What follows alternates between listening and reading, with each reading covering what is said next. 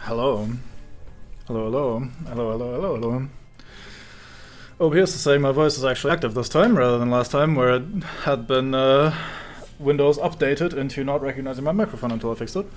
Very fine. Alright, Cybot. Alright, Ord. Welcome in. So I have prepared some emergency tea for in case I have my voice go the way of the dodo again, like it did last time. Which, well, it very likely will, given that there's a lot of reading in this game, and it's a good time to be cold and sick in this old country. Anyway, stop lying to me, Ard. Don't you dare. Right, so, more Case of the Golden Idol. Let's go. So we're in the second to last chapter of the story, at least it looks like it, from this being like a bigger picture. Also, given that it's called The New Order, this might be like... This looks a little bit finale-esque, final, whatever, to me. So I'm assuming this is going to be the last one, and this is the second to last one, so let's give it a look. We have Chapter 4, The New Order, The Triumph of Order.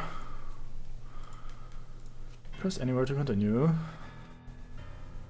Look at these men wiggling. This guy looks dead. How do we play this game again? We're exploring and we're thinking. Right. I feel like we recognize this guy. I felt it in my bones that I should have drunk less. Now we poor souls experience God's wrath. Alright, who are you? The Tribunal is a farce. They spread lies that my pure love is merely lust, and what do they even know about true art? Hell yeah. Such a relief that they decided not to push any fashion charges. I hope the process is not painful. Fashion charges? What? It's a thing of beauty to see order prevail. If it were not against the first virtue, I would feel very happy. This sounds like some cult shit going on again. Nicholas, I'll wager you feel the new regime rewards your diligence now. So tell me why I saw you spend more than 3 shillings on new clothes after I asked you to lend me money and you said you had none to spare. I suggest you lend me some now, unless you want me to write up an official report about a fourth virtue breach, your beloved brother. Okay, 4th virtue is to not spend money on clothes, I guess. First virtue, something else here as well. If it were not against the first virtue, I would feel very happy. So you're not allowed to feel happy, or what's the first virtue then? Oh, we'll figure it out. Okay, we have a citizen here, Mr. Nicholas Maker. I can't click on his name, which is a bit weird, given that we're probably about to name all the characters here, huh? Citizen Mr. Nicholas Maker, birth year 1757. Occupation, record keeper of the Order Party. The Order Party. History of infraction of obedience. Labeled a protocol as being on Thursday, even though it was Wednesday. Oh my god, noob. Immediately fucking sent that guy to get a whipping or something. Took a double-length lunch break in the office. Oh my god, this guy is just an absolute creature. Loyal service and low-ranking position to the Order Party. Plus 10 merit. Total merit plus 4. So these are like 10 minus 3 each, I guess? Huh. Okay. Okay, so order shit seems to be good as always. Maybe not happy about specific things, that's not right. Yeah, true. Merit Order Party of People's Tribunal. Order... Weekly Order Party of People. Order Party of People. I need to read this as one thing, because my brain doesn't want to do that when I see a sentence like this. Number 42, anyway. March 14th, 1795. 6 culprits are brought to the Tribunal. Tribunal, right? Anyway, 12 o'clock, tribunal is opened. 12:15, each culprit's charges are evaluated and merit changes are calculated. 15:10, first culprit's merit extraction starts. Second merit's extraction starts. This took 10 minutes, this one took 15 minutes, third one starts. Okay. Okay.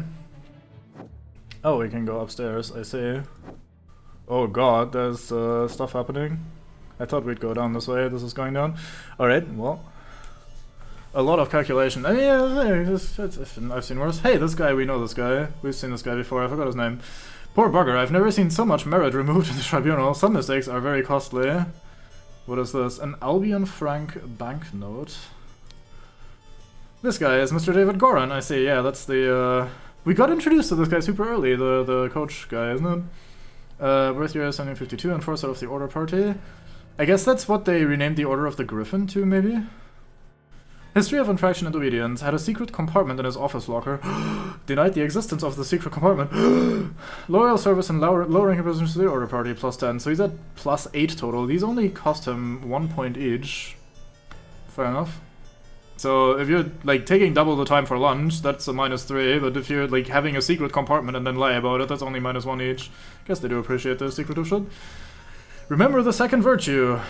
Is that don't be lazy, I guess? Or a glutton or something?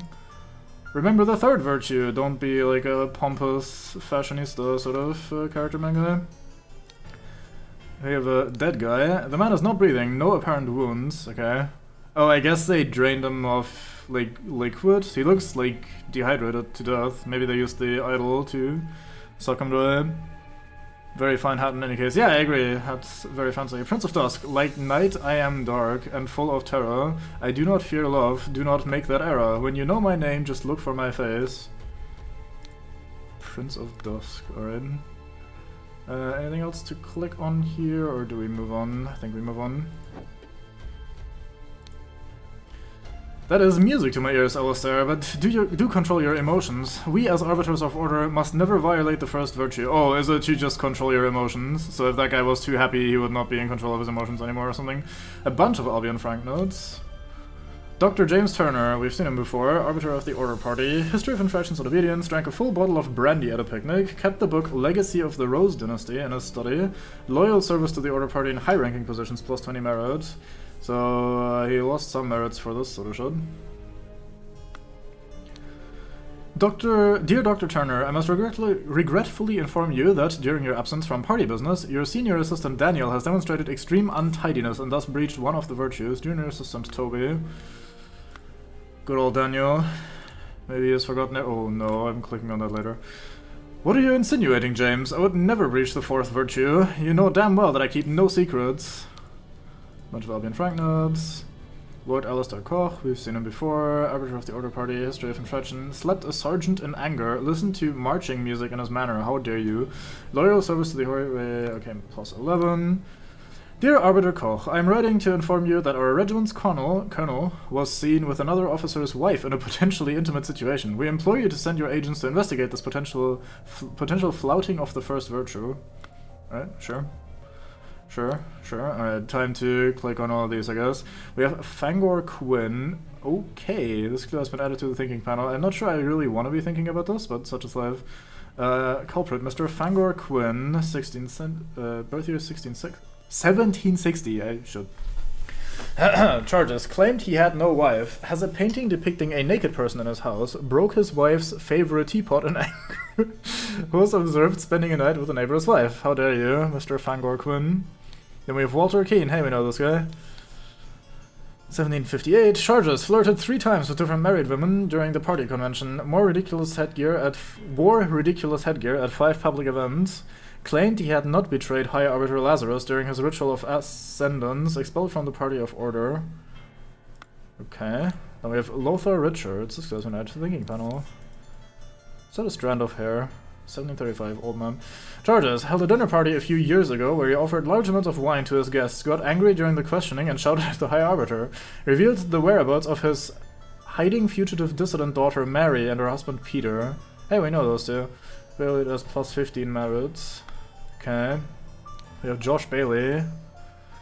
Likes himself some gin, apparently. Charges. Left his work at Tannery early, drank excessive amounts of gin at the Scrawny Cat, drank excessive amounts of rum at the Old Oak, approached a married woman with an indecent offer, denied 4 times during questioning that he had done these acts. How dare you deny what they're accusing you of? Count Horace Webb, 1750, has not held down a job since the new regime, evaluated as 60 instances of non-work. Claims he works in his castle helping his servants clean it. Possesses 15 books kept in his private library. How dare you possess books, honestly? Like, reading is just illegal. Expressed willingness to donate his castle to the party, evaluated as plus 200 merit. Okay. Then we have Gideon Bell. Duke Gideon Bell, even. Oh, it's the younger guy at the party where the thing happened. That was the last chapter, wasn't it? Where there was all this reading. No, it's one of the previous one at all. Order party is not about a party at all. Yeah, I agree. It's it doesn't seem neither very political, not very let's have some fun sort of party. Charges. Wears an outrageous hairstyle. Broke down in tears 10 times during the questioning. How dare you? Has refused to start working. Evaluated as skipping 5 instances of job skipping. Rejected the High Arbiter's request that he share information of a secret entrance to the castle of his cousin, the Sovereign. Okay, I mean, that's just a no-go entirely. Fuck that guy. And here we have our classic. Hello there. Silence. You will perform your function as much as is required. It is paramount to ensure order in our new society. 4 maxims of virtue.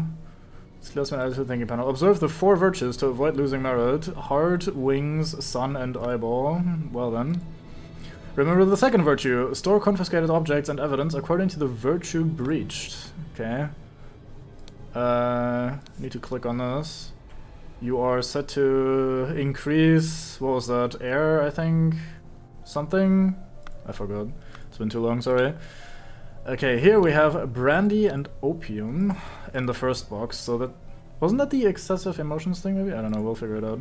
Number 2, we have invoice, February 15, 1795, Blackbrook Farm. 3, what's LB again? How's that said instead of just read? It's not pounds, is it? Is it pounds? It might be pounds. Anyway, of butter, 15 pence. Delivery, 6 pence. Total cost, 29 pence. Why has that been confiscated? Maybe they aren't paying their money or something? I don't know. Or maybe it's laziness that they had this, like, delivered rather than... It is pounds. Okay, cool, tell them. Maybe it's laziness that they had 3 pounds of butter delivered rather than buying it, because it seemed like the second one was laziness, according to the picture downstairs. Anyway, we have a picture here of Gideon Bell, painted by Jasmine Nightwings in 1794. This was the, like...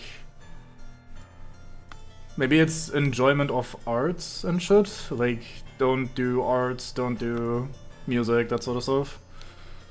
A book titled Stories, a book titled Autumn Tales, so don't believe in made-up shit. In all truth, Lord High Arbiter, I would prefer storing no more than this. March 13th, London Gazetteer, 1795. Since the year 1792, when it gained a majority in Parliament and liberated our government from multi-party chaos, the Order Party has worked hard to improve society. I say, this is what's going on. Despite the vast popular support for the party, His Majesty refuses to acknowledge the authority of the party's tribunal. High Arbiter Lazarus Hurst has announced that, in 2 months, the party and its supporters will participate in a peaceful march to the King's current residence to demonstrate that their virtue of moderation. I see, so this one is probably moderation then, the first one, given that we have, like... maybe not, we'll figure it out, I guess. Okay, so you want to store this in the bin, huh? Okay. I'm honored to help the party upkeep the 4 virtues. I only hope sitting here all day does not count as sloth. Yep, that is definitely number 2. There are worse jobs in this one, and thank God tobacco is not considered an indulgence. A bit boring though, too bad literature is forbidden. I have full pouch of tobacco. Okay, we found the everything. Surprised there's nothing here with this, like, was this a safe? Closed window or something? Huh.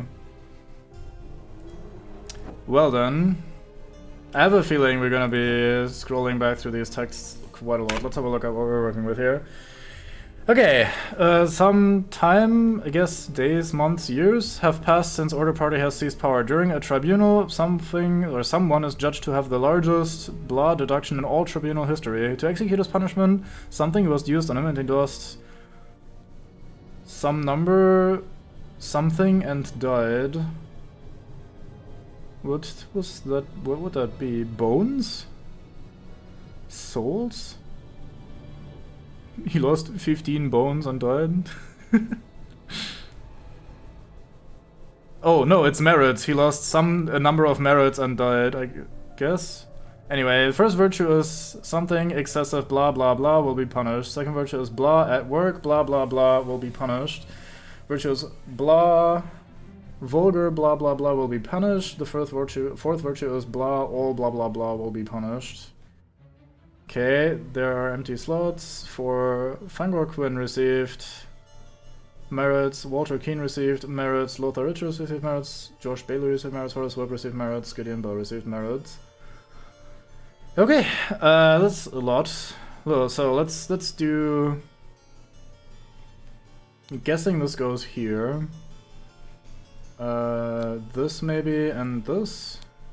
Maybe lust doesn't go here, but maybe lust goes here. Excessive lust. Like, this is emotional shit. So we would call this moderation, maybe? Excessive lust, excessive emotions, and some other shit? So like diligence or something maybe? Don't we have diligence? Diligence. At work mistakes will be punished, we know that one. Maybe untidiness or secrets? We also knew that signature... Yeah, literature is also punished. That must be here then, right? With the other stuff. And then here maybe indulgence. Excessive indulgence fits pretty well here. Oh no, wait, this is... Oh god, these are annoying names. I'm probably confusing myself. Sold. Bones, Frank's music. Literature, art, fashion. Music. I mean, music belongs in there as well, didn't it? We found... Let's see, what did we find over here again? So this is the third one. We have music, art... Is that indulgence? A portrait of someone? But downstairs the one is fashion. I guess maybe that's art.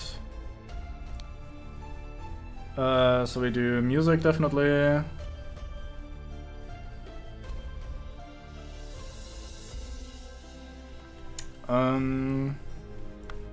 Maybe this goes here.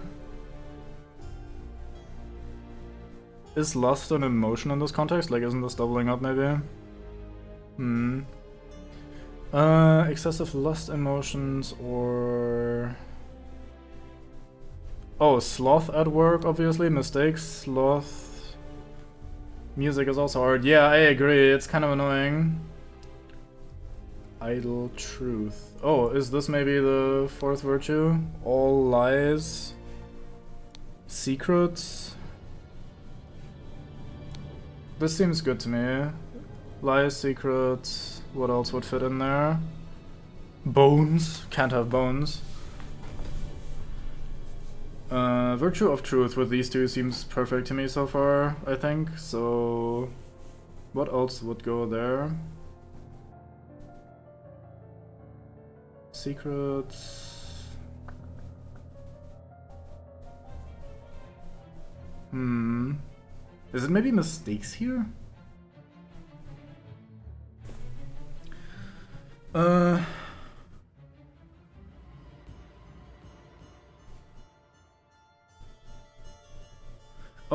Maybe one of these is also money.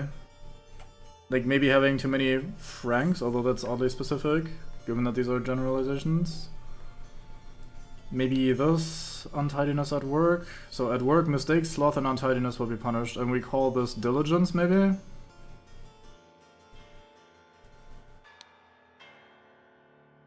So this would be the art, music, indulgence one.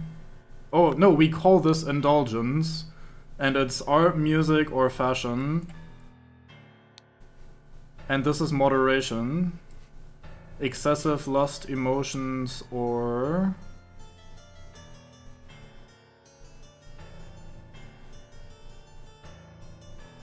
Maybe...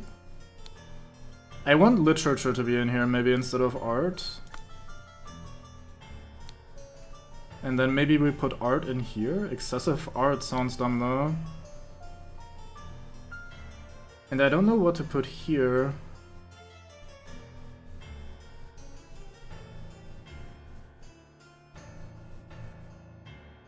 Excessive years, or all years will be punished. Moderation, sloth, indulgence, idle, truth, mistakes, merit. Beauty. No, merit deduction goes here. Largest merit deduction in all tribunal history to execute his punishment. Something was used on him, and the idol, I guess. Although that sounds wrong here. To execute his punishment, idol was used on him. That's grammatically not great.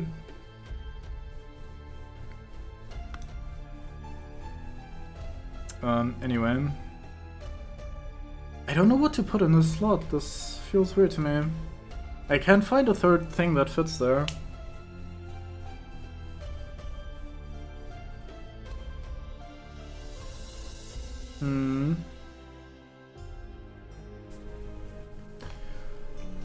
Did it say somewhere how many years the party is in power? Yeah, it did in this article up here, I think.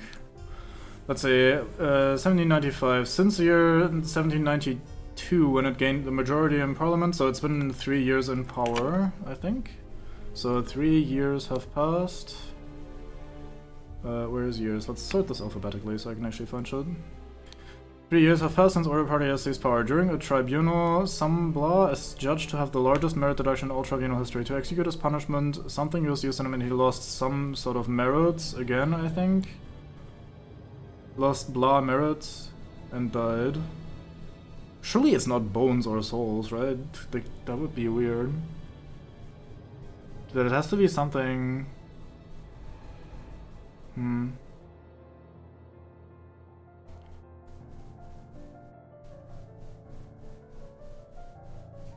gonna put idle there just because it works with my brain, even though it's grammatically not great. So let's have a look at these while we're doing this. So you probably aren't the biggest deduction ever. You got expelled, which is pretty bad for you.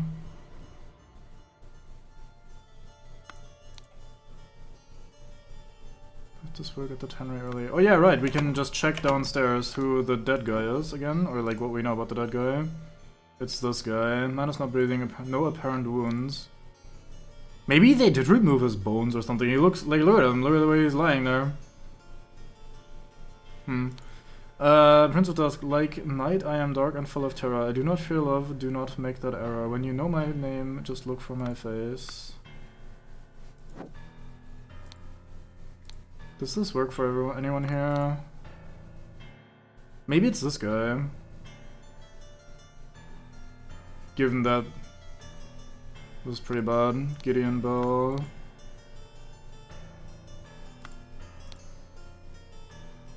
He does seem like the sort of aesthete kind of guy that might have a poem like that. Alright, Doc, welcome in.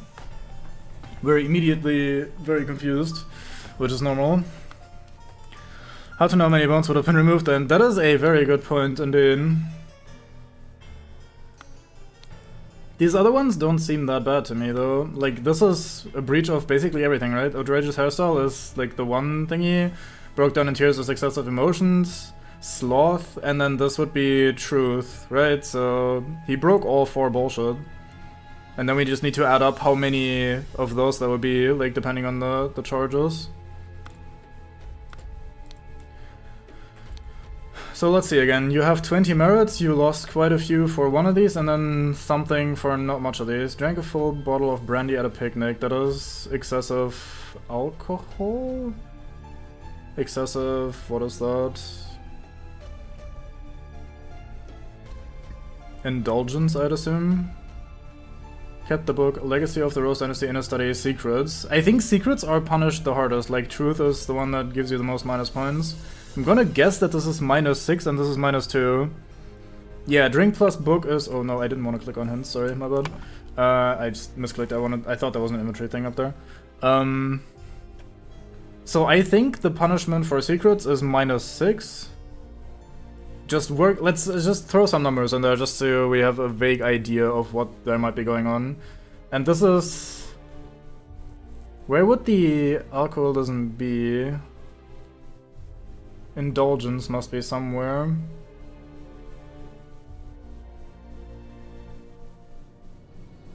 Is it excessive indulgence here instead of art, maybe? We have other things to work with as well, so this doesn't need to be there. Oh no, this is the virtue. Oh, it can't be called indulgence as the virtue. Indulgence isn't a virtue, obviously, so indulgence would be a bad thing. So we need a virtue here. We have diligence here, that makes sense. We have moderation here. We have truth here. What else is a positive thing? Art, maybe? Third diligence is art? Or beauty? Beauty sounds good. It sounds better than art. Vulgar literature, music, or fashion will be punished. Yeah, this seems correct to me. I like this. Second virtue is diligence. Mistakes, sloth, and untidiness at work will be punished. That also sounds correct to me. First virtue is moderation. Excessive lust, emotions, and indulgence will be punished. Sounds correct to me as well. Fourth virtue is truth. All lies, secrets, and what? And what?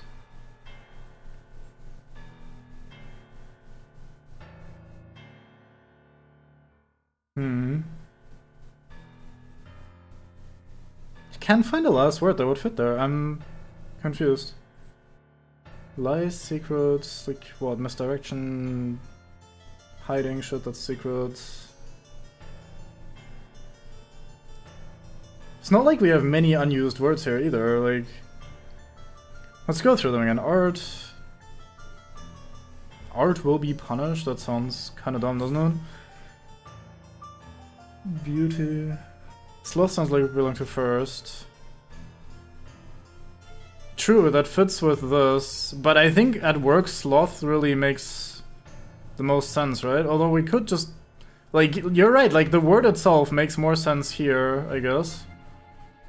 But I do like sloth at work more, ultimately. But, I mean, we can still switch this around. I really need to think this through and go on these. So, art probably doesn't make sense. Beauty we have already as, like, another virtue, so that can't be it. Bones...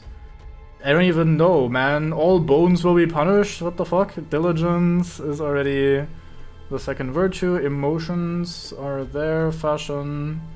We can't punish all fashion, that sounds stupid. Frank's idols will be punished? Like, oh, you don't get to use idols? No.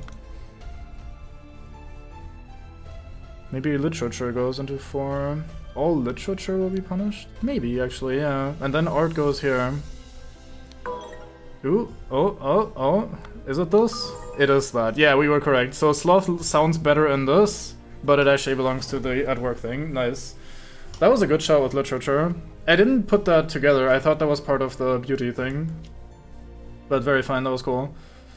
Very, very cool. Very nice, very nice. So let's try to figure out then what these are in terms of the numbers. I'm gonna say we know that this is indulgence at work, or no, this is, what is that, indulgence? A full bottle of brandy at a picnic. Yeah, this is not at work, this is just excessive indulgence. So that's minus something, and then this is truth, and this totals to 8 points minus. I slapped -6 and -2 on there. I'm gonna put those back just so we have something to work with, and then we're gonna look at some other people and try to piece this together. Nope, wrong one. Slapped a sergeant in anger. That is minus something. Listen to marching music in his manner. That would be vulgar music, I suppose, right? So if we assume this is 2, then this would be 7. Which probably is not correct. But he's at 20, he lost 9. 1 is like slapped a sergeant in anger, that's excessive emotion. Then music is together -9. Maybe this goes up to 3 eventually. We'll figure it out with the other ones. Okay, now let's listen to or look at these. We don't know any of their numbers. Do we know some of these guys' numbers? So we have more to compare with. Here we go. We have Mr. Nicholas Maker. He's at +10. He labeled a protocol as being on Thursday, even though it was Wednesday. That's a mistake at work. Then he took a double-length lunch break in the office. Is that sloth and mistakes for 3 each? How do we feel about that? Okay, these are wrong. Like, that's a mistake, and this is sloth, the double-length lunch break, right? So these together should be -6. And then we have this guy over here. He sits at 10. Had a secret compartment in his office locker. Denied the existence of secret compartment. Wait, this is lies. This is only -1 then. Yeah, this must be -1, I see. So these are the basic ones where we have 2 of the same on both of these bros. So we go up here and we have some combined ones here. We have this is only -1, so we know that this is -7 then. And then for you it's even worse because we know that... Oh, actually no, this is -7 and then this is -2? Hell yeah. Okay, cool. Alright, I'm gonna have a drink because there's already a lot of talking.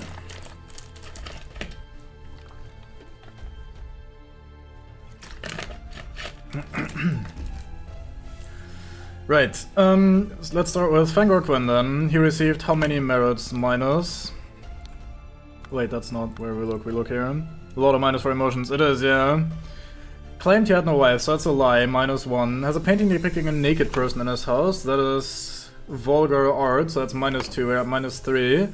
Broke his wife's favorite teapot in anger, that's -7 for emotions, so he's sitting at a cool -10. Was observed spending a night with a neighbor's wife. I'm guessing that's excessive lust, so that's another -7. Correct, so that would be -14 plus -3 is -17, if I'm piecing this together correctly. What a vulgar man, how dare he. So then we have Walter Keane. Flirted 3 times with different married women during the party convention. Is this one thing because it's just labeled as one, or do we add these up? Maybe it's the fact that it's 3 times that makes it excessive, so let's assume this is just one excessive loss, so that's -7. Wore ridiculous headgear at 5 public events, so that is -2, so we're at -9. Claimed he had not betrayed High Arbiter Lazarus during his ritual of ascendance, that is a lie, so it's -1, so that's -10 total. Assuming these are not multiplied, and these are just one instant because there's one minus symbol. One of these is wrong, I'm guessing it's this 0 here, maybe? We will never know. How would we find out? These are all singular incidents, clearly, so this should be correct. I think this is correct, right? Let's check this again. Had no way, that's a lie, -1. Naked art, that's -2, that's 3, and then anger and lust, that's -7 each, that's -14. Yeah, you're -17, I think that's definitely correct. Maybe they do multiply. Yeah, since it's 2 or like less wrong slots, this could be the entire number just being completely off. So that's for the fun of it, multiply those. So this is 3 times 7, that's 21. Wore ridiculous headgear at 5 public events.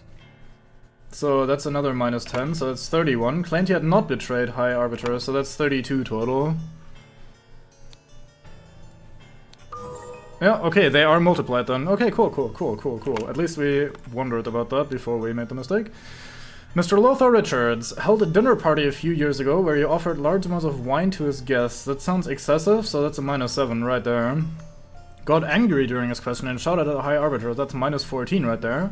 And then he gets evaluated as +15 because of the revealing of the whereabouts, so that's +1 on this bro. +0, 1. Josh Bailey is next in line. Oh yeah, Mr. Alcoholism. Left his work at the tannery early. That is... what is it? Sloth or whatever? Anyway, that's -3.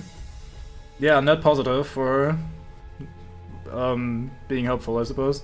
So that's -3. Drank excessive amounts of gin. That's -7. Excessive amount of rum. That's -7. So we have -17.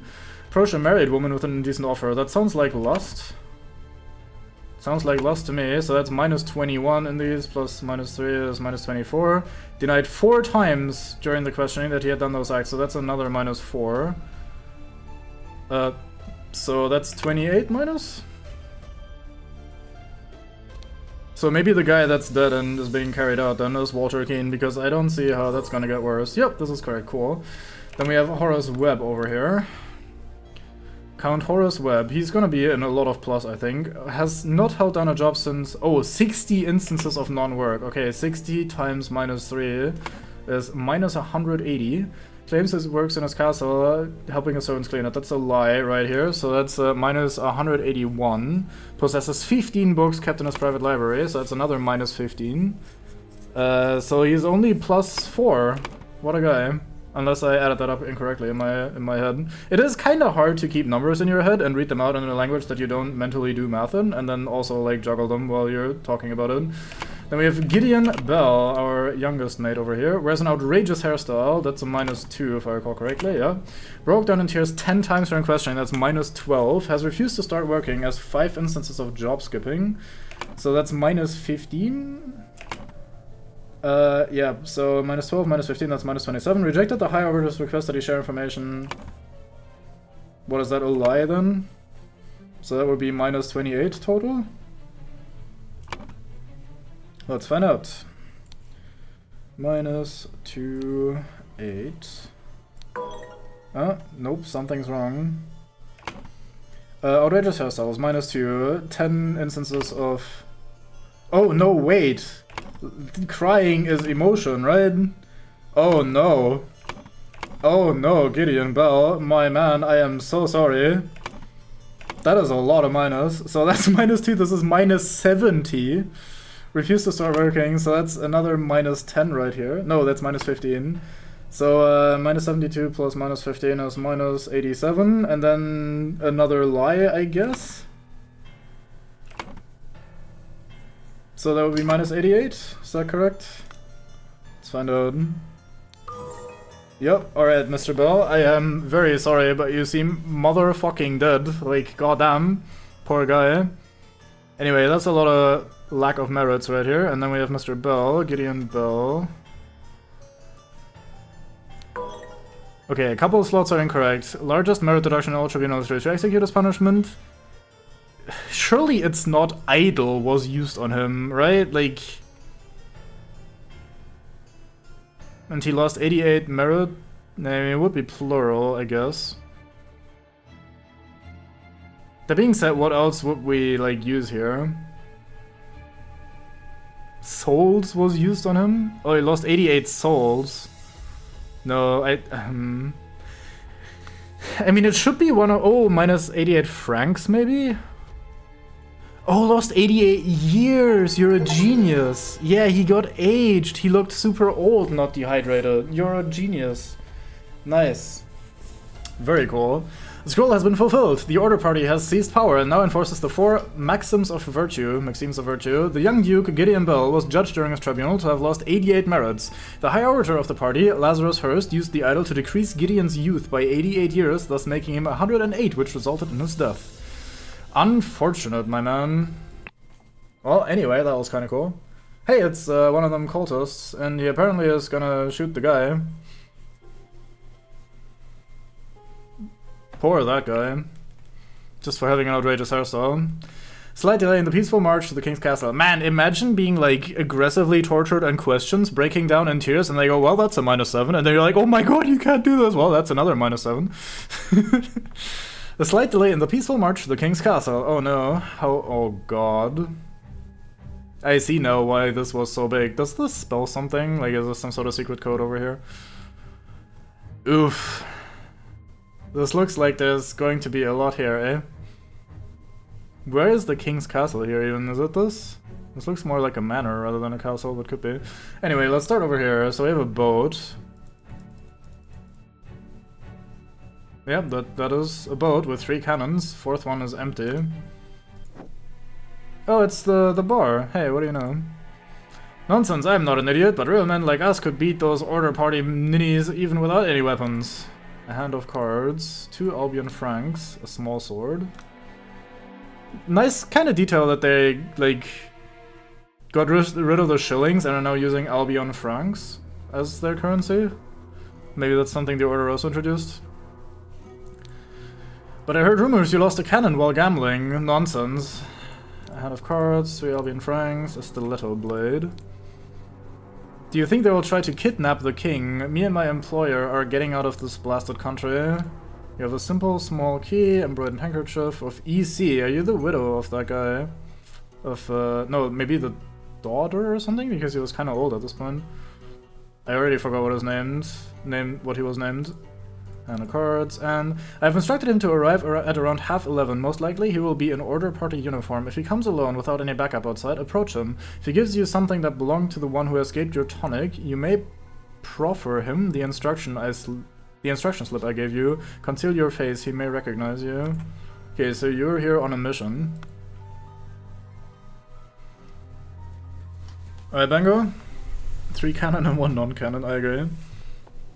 Maybe, I mean, I don't fucking know. All those Order rats sneaking around here, this is no good. Hope they'll just blackmail me and bugger off. Yep, that's normal. Large kitchen knife, a partially peeled lemon, still working on that, eh? And a ring of various keys. This leaves. We go up here. No, this also leaves. I see. Okay then. Monkey Man poster, yeah. Monkey Man's still going strong, despite all the changes. The fuck is this? It's a horse. With a seal. Alright. I have some small but pressing business to attend at the property of our late brother Sebastian, the previous Proud Beast steward. I will be back at the camp for our 10 o'clock strategy meeting as planned, says Lazarus. Okay. Let's see this horse again.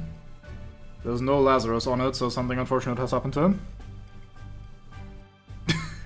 We had some parents around the house when I was young, but I thought they came my parents living in France for a time when I was a wee baby bango. Yeah, when we visited France during my youth as well, for like vacations and stuff, we still used francs as well, before the euro and stuff. Worry not and continue the feast, wife. Nothing can stand in my way. I will kill our enemies wherever we go. Alright then, guys, settle down. Weren't you there during the very first... like, whatever. An almost empty whiskey flask, a horse race betting slip, and a small sword.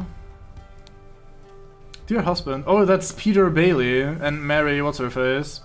Dear husband, you are so brave and you have been drinking since early this morning, but what will you do now? What if the evil government men find us? A harp and a book. We have become the pure flower that I know you can be for me, says Edmund Cloudsley.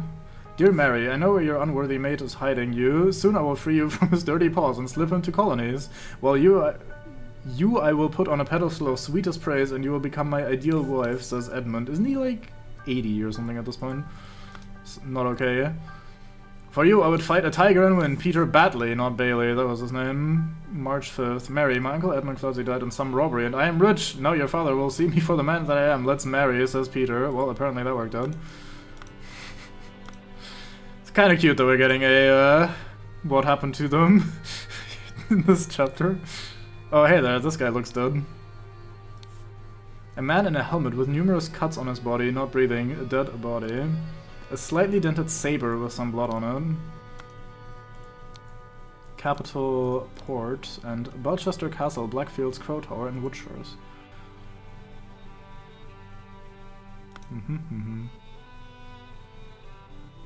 So look over here then. Oh, hey there.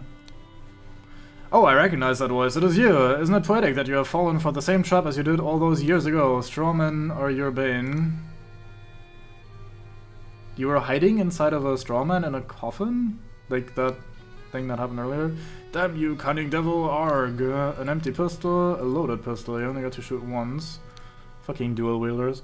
You will find me in the place where we two first met. There we can talk. So I got lured here, probably by this bro. An empty musket. Gunshot over here. That's probably him being shot and firing his pistol in there, maybe? Oh, this goes back out. A newly invented transportation device. Yeah, that's weird looking. That will definitely not catch on. It's a bit dark in here.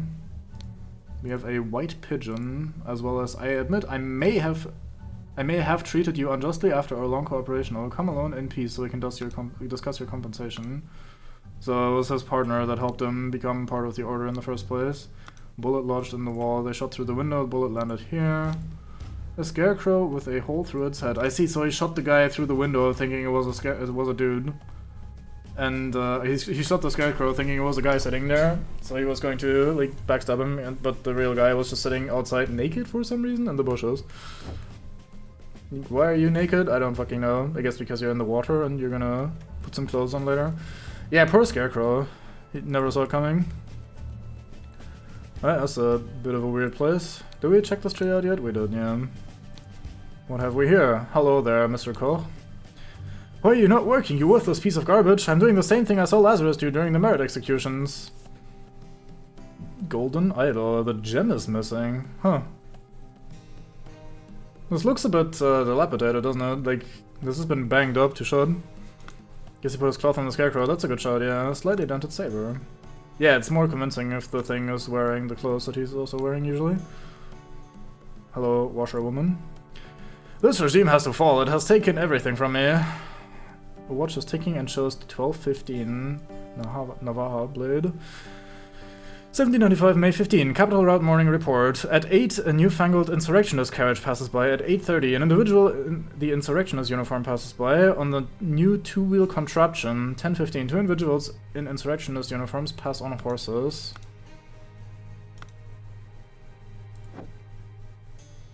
Alright, camp of the order. Woman messes up her back. Yeah, she looks completely screwed. Yes, Comrade Lazarus has not yet returned for several hours. Comrades Alistair and James have gone to find him. Alistair Koch, we've seen him. We haven't seen James yet. That must be the guy with the helmet. If they do not return, we will organize more search parties to find the lost. I thought there was something in this guy, but no, it's just the way out. What the fuck is this? Is this like some super rudimentary steam engine type shit? We have a map. Oh god. Belchester Castle, Blackfield Manor, Lover's Islet, Cloudsley Cabin. I mean, that is a very cute little islet there for some lovers, I agree. Little Mermaid Inn over here, Cloudsley Cabin, that's where the murder is taking place. Bellwood Crossroads, that's where... I'm gonna assume it's the other dude, James... What's-his-face? And then over here we have the party camp. Lazarus Hurst. Waterponds. A note in here. Lazarus, you took 32 things from me. I demand you return them. If you refuse, I will make the story of your true origins known to the other party leaders. At 11:30 on May 15, meet me at the place the idol was stolen from our brotherhood, and poor Willard Wright met his death. Who was Willard Wright again? Oh, was he the guy that was tasked to get the dead body or something? Anyway, come along and bring proof, something personal of yours, to give to the veiled woman. Tie your reply to the pigeon and release it from the cage. It will find me. This is how you use the thingy. Oh, never mind here. This is now a ledger of people. Since his success at the Mermaid Inn has proven to be a resourceful and discreet professional, David Goran. And Nicholas Maker, cowardly but dutiful, useful up to a limit. That's the guy outside. Alistair Koch is this one. Pompous and vain, but being a military man is ready to obey and ready to kill. James Turner, that must be the guy with the hat that's outside and dead by the crossroads. Greedy and hedonistic, requires constant material motivation to cooperate. And then we have Walter Keane, ambitious and inventive, but treacherous as many smart people are. That's an old photo as well. I think this is Walter Keane sitting there and he shot him or something. Right, we've explored all of the things. It's time for story. Oh. Oh, I hopped through different chapters by clicking on these. So we're trying to puzzle together the entire story at this point. That's why we can jump through the chapters. I see. Neat. Okay. Early in the morning, blah went to the blah to blah blah because blah wanted to blah the blah. Okay, so this is blackmail. I think... no, wait. The ideal wife. No.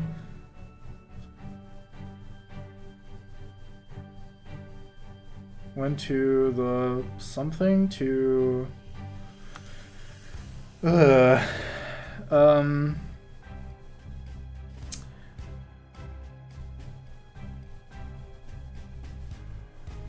Before noon, blah and blah went out to try and find blah. Instead they found the blah at the blah. On the way back they started to argue, fight over it. And Koch won. It's Koch and Turner, so it's Alistair Koch and James Turner. They went out to search for their great leader, which is Lazarus Hurst.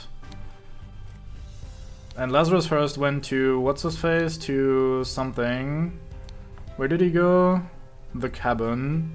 Went to the cabin to probably kill Walter Keane, because Walter Keane wanted to... oops. Because Walter Keane wanted to...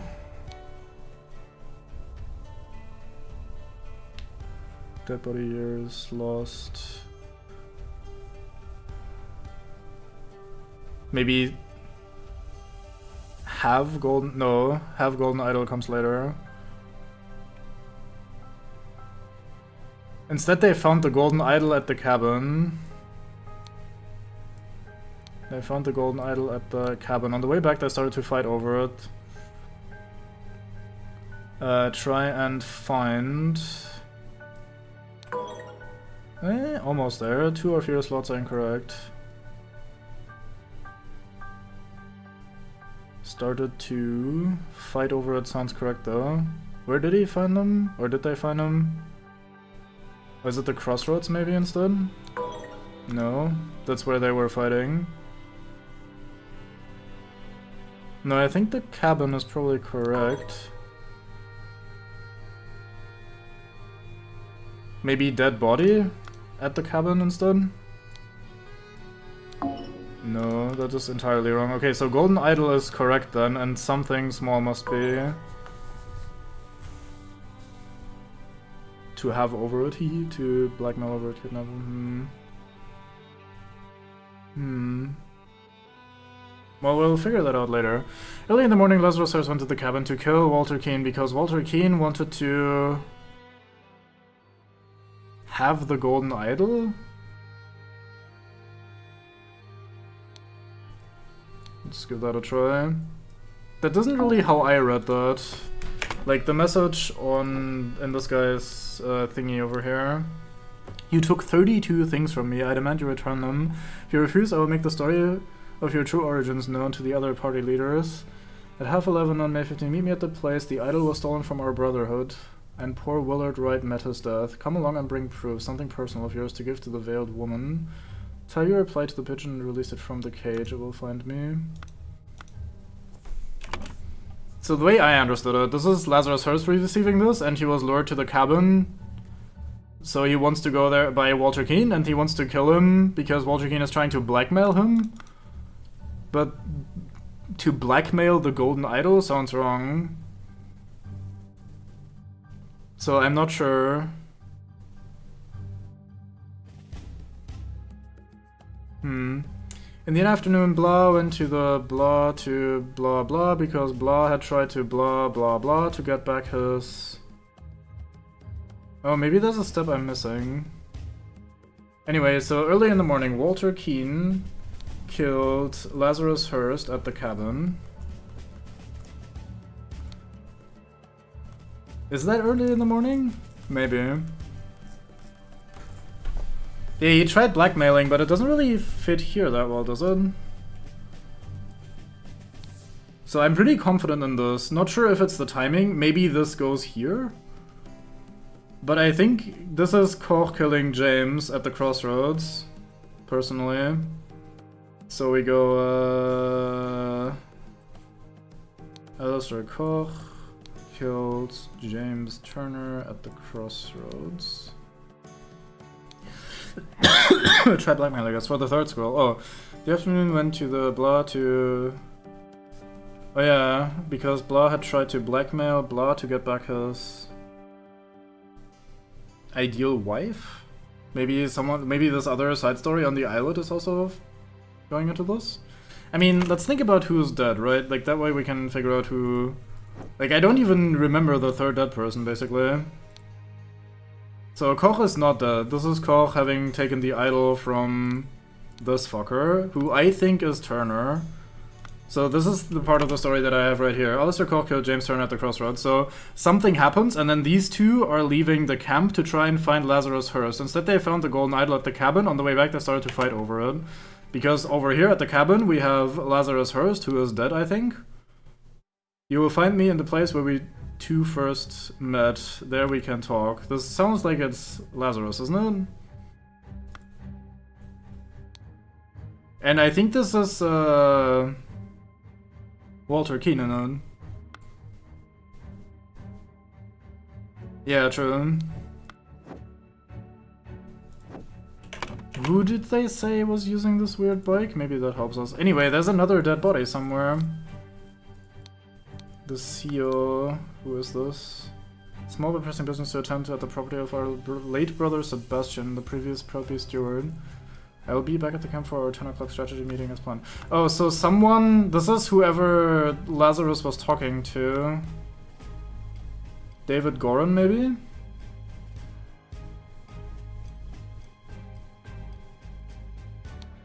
Who had the seal? I forgot. Maybe that's why they give me the chapter select here, so I can figure out who this seal belongs to. Peter Batley is sitting here with Mary Batley now, I guess. Nicholas Maker is sitting in town. It must be David Goran. That's the only set of names we haven't used yet, I think. Unless I'm mixing something up here.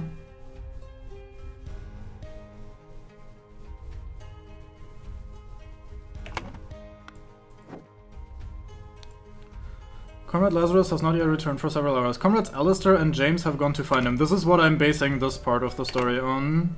If they do not return, we'll organize more search parties to find the lost. So this is before they organize the search parties.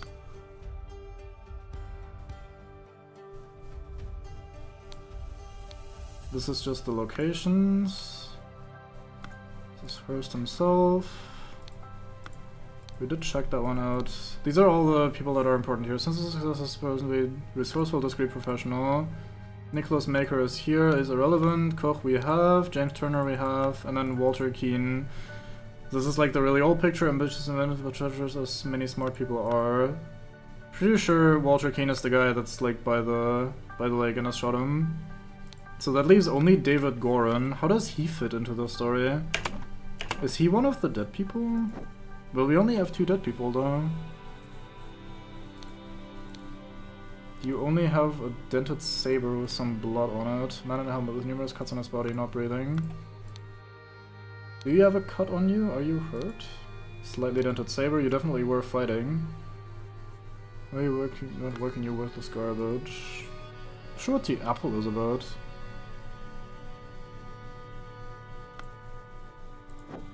Isn't the boss the same face as Walter? I mean, not quite. I think they just look similar. Unless so there's a small bit of misdirection that could have happened where Lazarus Hurst and Walter Keane are the same person, but I don't think so, because I think we've had scenes where both of them are there at the same time. Like, in my mind, I've gotten them mixed up quite a few times. But I don't know if that's because I'm dumb or if the game has been intentionally like hinting at, ooh, look, they're just like swapping identities or names or something and they're the same person. But I don't think so. That seems a little bit out there. Otherwise, this has been like comparatively fairly like reasonable and grounded. But yeah, going by the 2 dead bodies, like by this guy being dead and by there being a horse, that probably... No, wait, it's on the other side of the... We haven't been here at all yet. Whoops. Mine bad. We got all the clues, so I thought I was done. An empty cannon. A pile of mangled and burned corpses. What the fuck has happened here?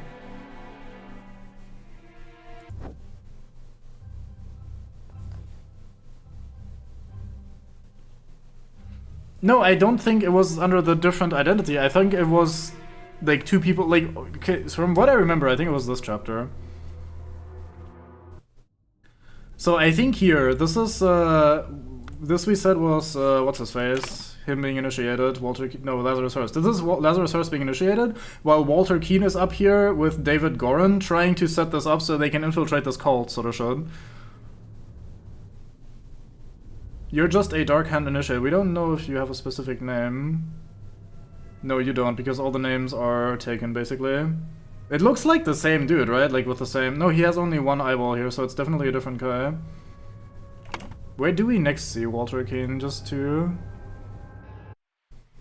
This is Walter Keane. Yeah, that's definitely him.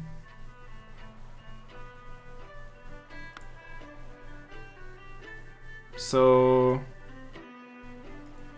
Something has happened at this building over here. The fuck is going on here? A cannon was set up and there's a bunch of dead people? Like, what the fuck? And there's the stagecoach in the background. This reeks of David Goran. Also, if the idol is like dented and broken and the gem is missing, maybe that's because it was here? Like the...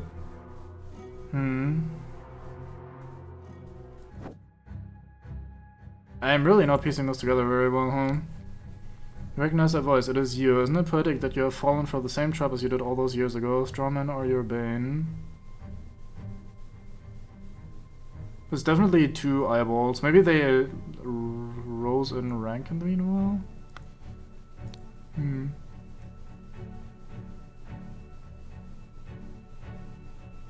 You cunning devil. I mean, this, especially with the you cunning devil, this sounds like Lazarus Hurst being like, damn it, I knew he was smart, like that kind of shit, you know?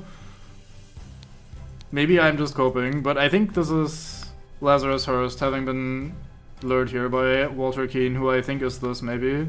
Maybe he got aged!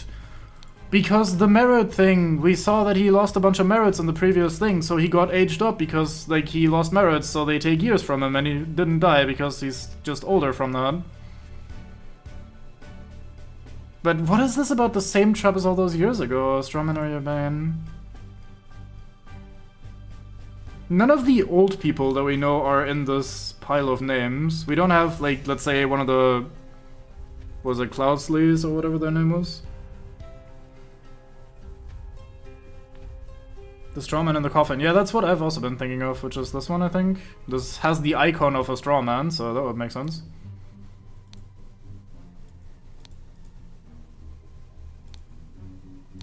This is David Goran having been bamboozled. This is Walter Keane. He was using this trick to enter this house, but like... what does this have to do with Lazarus? You're Edmund Cloudsley. Are you Lazarus Hearst? No, we have these names all set up, right? Yeah, you're a Hardy Ape, or Jack Niles. You're Jack Niles.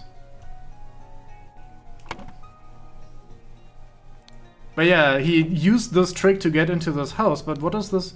Oh, is it you? No.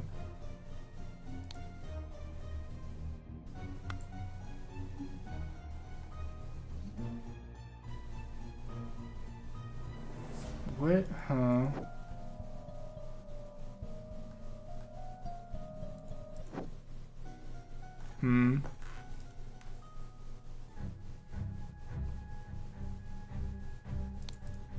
Let's look at the notes from this woman again, because this seems like valuable. Cavalera Morning Report. At 8, a newfangled insurrectionist carriage passes by. An individual in insurrectionist uniform passes by on the new two-wheel contraption. That's Lazarus Hearst going to the cabin, right? And then later, two individual insurrectionists in uniforms pass by on horses. And the carriage must be David Goran, so David Goran leaves first. What was his job for David Goran again? Didn't he have a thing for Goran? Was that in camp?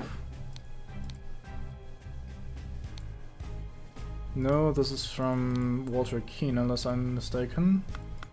I thought we got some sort of... oh wait, I forgot about... was there anything over here that relates to this?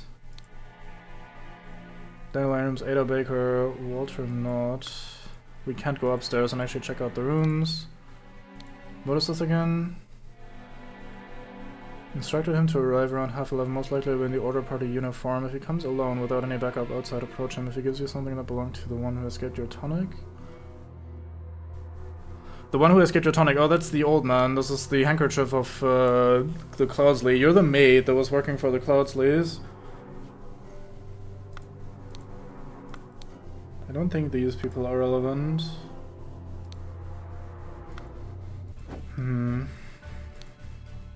Why does this matter? I also don't quite get this yet.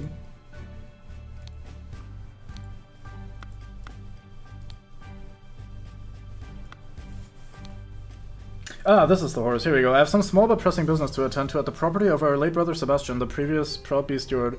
I'll be back at the camp for our 10 o'clock strategy meeting as planned. That must be David Goran's horse then, right? With the seal as well, surely. I'm surely wrong, but I'll give it a look. Let's see. Did he already have the seal? Someone has the seal super early on already.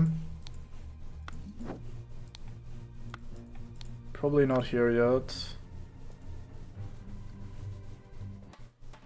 Somebody won the cannon at a game, so maybe a good gamble at the murdering the building. You're a genius.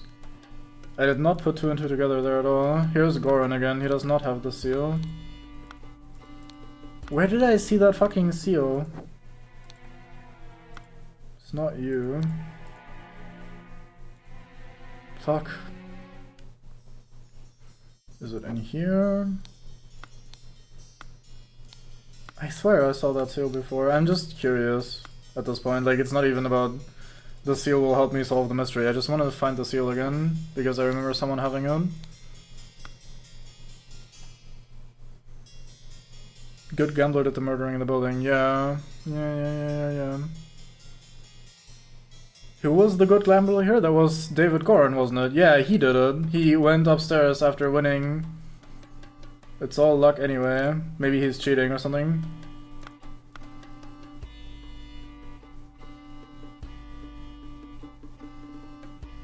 But it's true, yeah, missing cannon and then cannon in the room. It's kind of crazy that I didn't get to put that together. I don't feel like going through all the chapters just to find the seal again. So...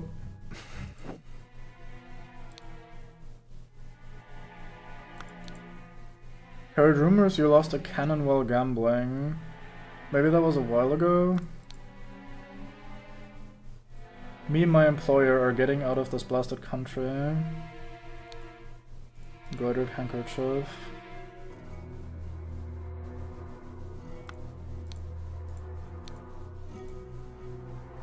Maybe she's with Keen. Maybe she's with Keen trying to set up... Oh! Maybe she's with Keen trying to set up so that they get rid of David Goran, who is still working for Lazarus Hurst at this point. So she wins the cannon, they set up the cannon here, Hurst and some men go up and be like, lol, the newfangled stagecoach thingy was mentioned here. So one of these is probably David Goran. They enter the room, they get blown to pieces. And then slightly thereafter, at like 8:30, an individual leaves in uniform on the two-wheel contraption. So that's Lazarus Hurst on his bike going to the cabin over here. And then afterwards, this party, or this duo of idiots, leaves to find Lazarus Hurst. Let's see if we can put this together in a way that makes sense. So let's assume this is wrong. So David Goran went to the manor. David Goran went to the manor. And then the kid, or the blackmailing or something also kind of makes sense. Let's see. So David Goran went to the manor to, I guess, kill Walter Keane? Because Walter Keane wanted to have the golden idol or something?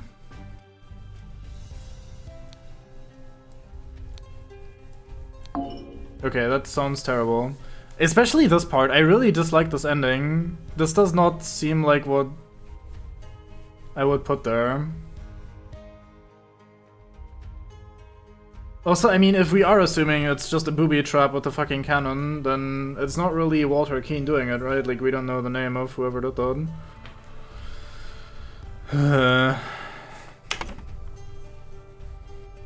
But yeah, man, it's been peeling that lemon for a while. Let's have a look at this for a second. Is there anything here? Edmund Cloudsley. Something from Edmund, and then he dies shortly thereafter. Wait, no, she receives a mail from Edmund in 1795. And then here he says, my uncle Edmund Cloudsley died in some robbery and I'm rich, so Cloudsley is alive. Or alive longer than this. Yeah. These are the two that live in the Cloudsley Manor, actually. Maybe that's why he's so like, lol, I'll fight anyone. We're not continue the feast, wife, nothing can stand in my way, I'll kill our enemies wherever they go. Dear husband, you are so brave and you have been drinking since early this morning, but what will we do now? What if the evil government men find us?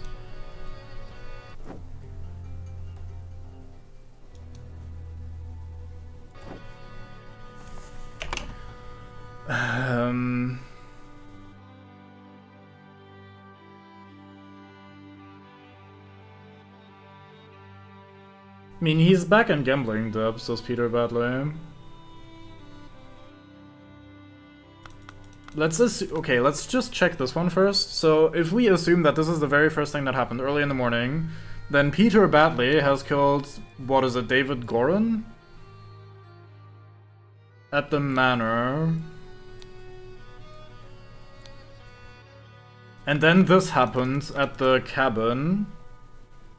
So now the Walter Keane kills Lazarus Hearst at the cabin with the trickery. At the cabin. And then in the afternoon, Alistair Koch kills James Turner at the crossroads.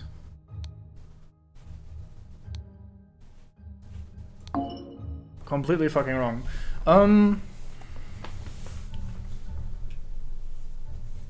It's not even 2 or less of these are wrong.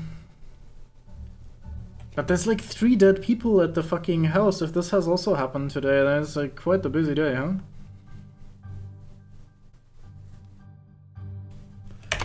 What was Goran's job again?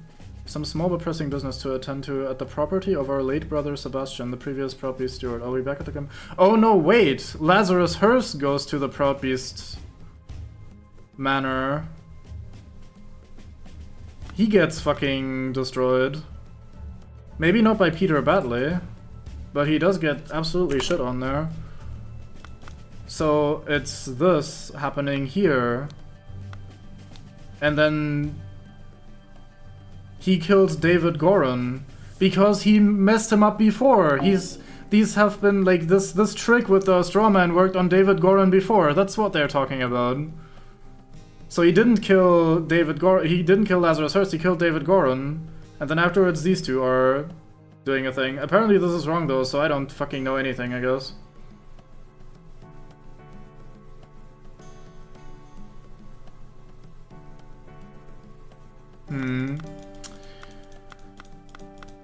Can we make sense of this first bit?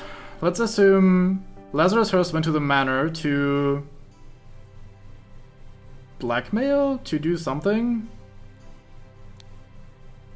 Wait, but that's not the first thing that happens in order of thingy. Because the first thing that happens is the stagecoach leaving, we know that. So the David Goran should happen first. If this is actually how it works. So David Goran goes to the cabin? There's also kidnap and blackmail and all sorts of shit here, but those might still be red herrings again. He goes to the cabin to kill Walter Keane because Walter Keane...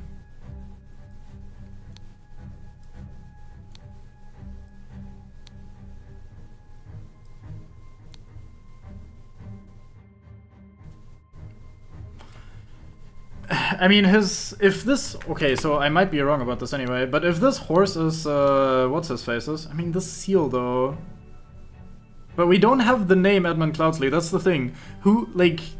The only 2 people that are vying for this woman, for the ideal wife, blah blah, are Edmund Cloudsley, whose name we cannot use, so this is not an option here.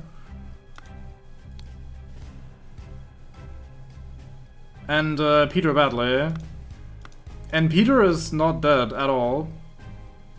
Nothing can stand in my way. I'll kill our enemies wherever we go. An almost empty whiskey flask. Yes, more horse betting thingies. Well, that's another thing about the Edmund is already dead. Like, here in 1788, Peter says, oh, Edmund Cloudsley died in some robbery and I am rich.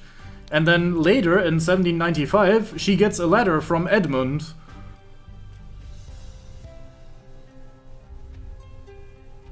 So I think Edmund faked his death and is still around, or was around for longer, I don't... But who would Edmund be at that point, right? Is it this guy then? Are you Edmund Cloudsley? But I can't name you, right? Your name doesn't show up here, so unless you took a new identity... Maybe he's Lazarus Hearst. Because that's the only new character, like halfway through the story, at this point here... A new person shows up named Lazarus Hearst. We have this thing here. So Walter Keane from this order is currently on the run. He took a lot of injuries while trying to infiltrate the house where he met he bonked David Goran, shit like that. He took some life-threatening injuries and then didn't die anyway. So he flees, and then finally I bested my pursuers with the help of Lazarus Hearst, a young, resourceful gentleman who I met in a remote manor one dark winter's night. So either this might be Edmund Cloudsley? in different name? Because he just shows up from here and then he becomes leader of the order over the next like 2 chapters. And now we find out, oh, Edmund Cloudsley might actually still be alive.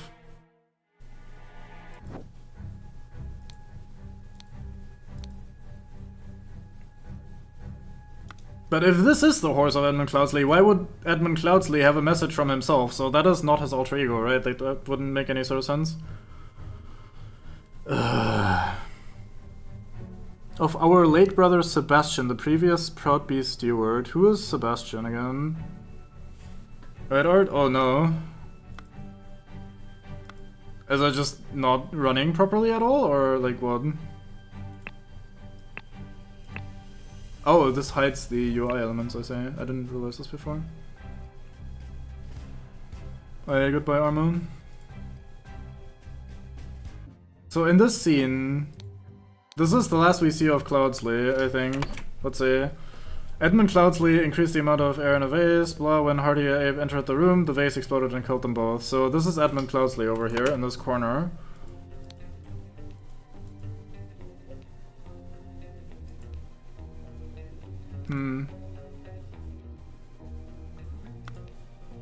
Let's go back one.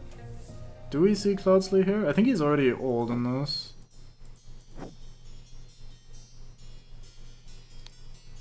You're Peter Badley. That's the father. You're Edmund Cloudsley.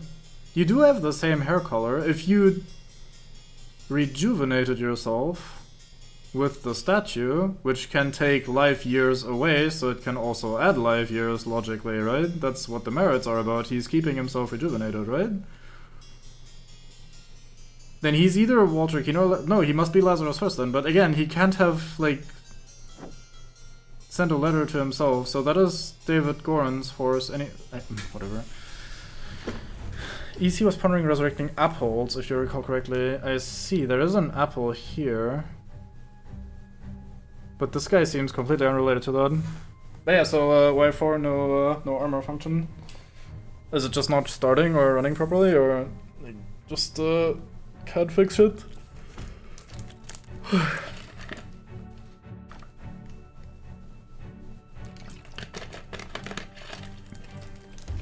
Okay, it's definitely like,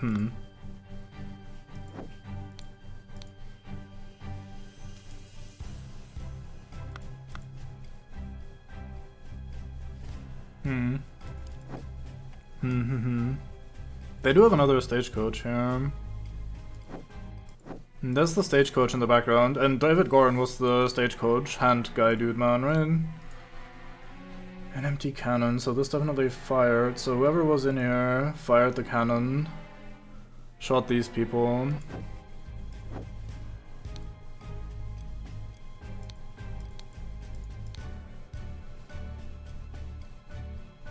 You will find me in the place where we two first met.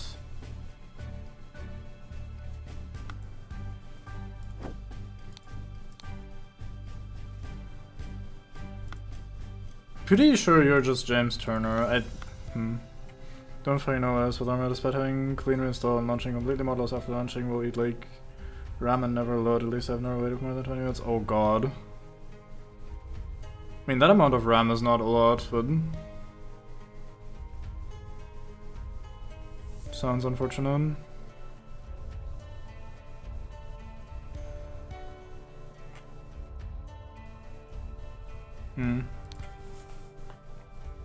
Sorry to hear that. Not sure what could be causing that either.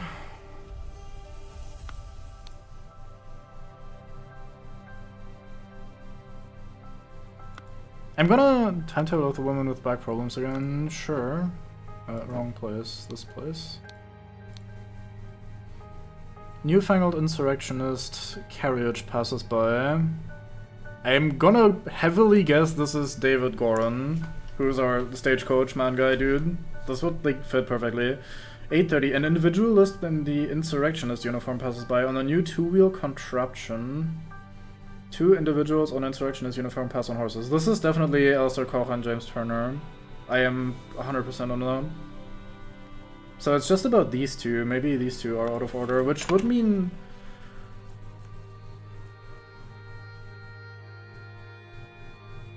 early in the morning, something, then before noon, and then in the afternoon.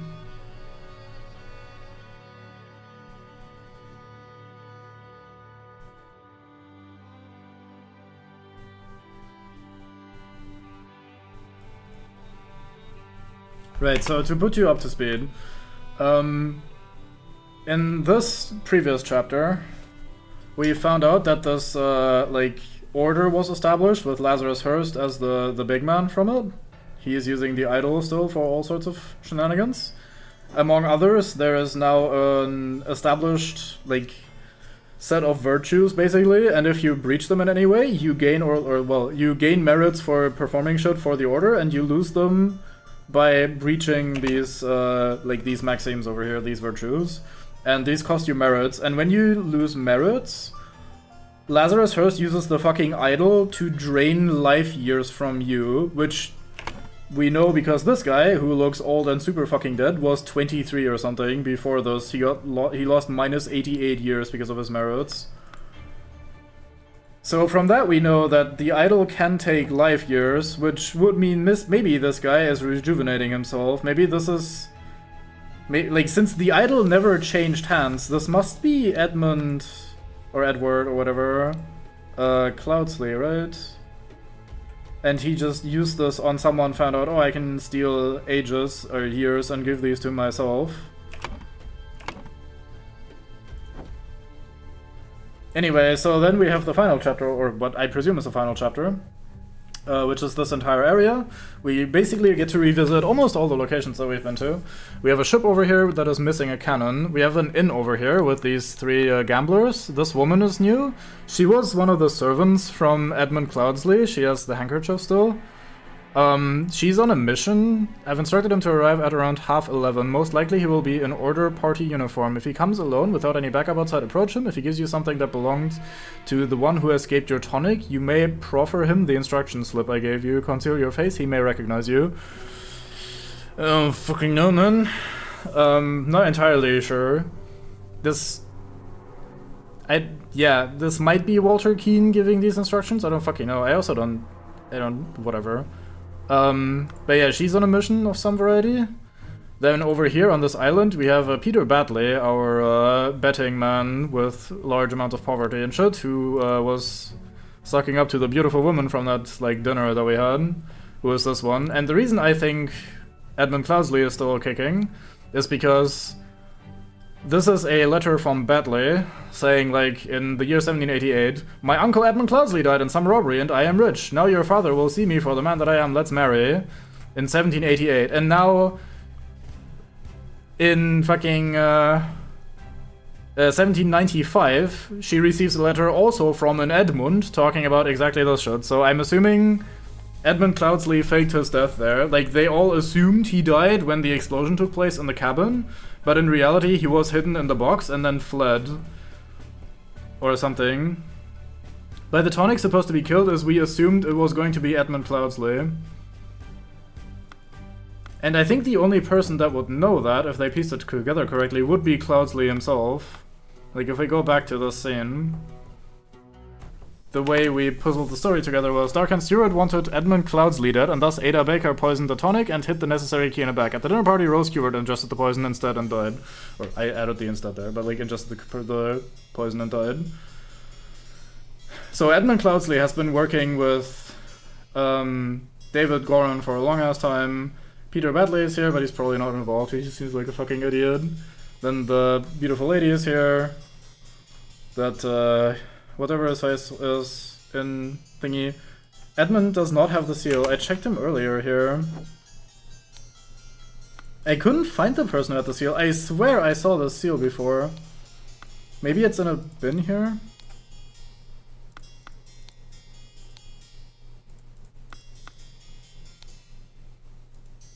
No.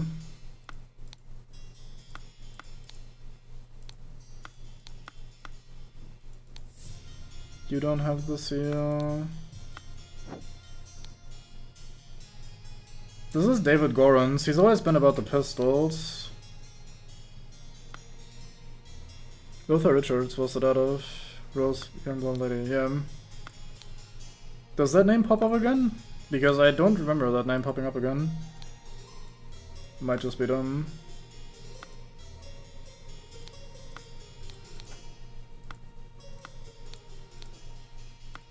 Must not have been here then. One of the letters, the red symbol in the wax. Yeah, I was considering looking at that, but I wanted to find the seal first. Let me, I wanna go, let's go all the way over here. Spontaneous combustion.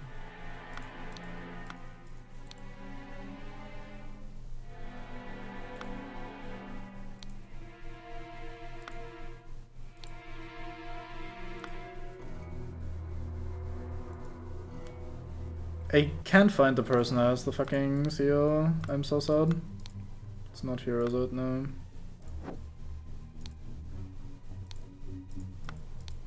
You're Edmund Cloudsley. You're Willard something, and then you got killed, I think, or something. I don't quite remember. Some of these people look very similar to each other, and I don't know if it's me being fooled by the art style or if it's like meant to be that way.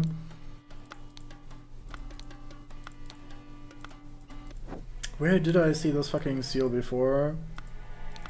It was just, it wasn't even that important of a detail at the time.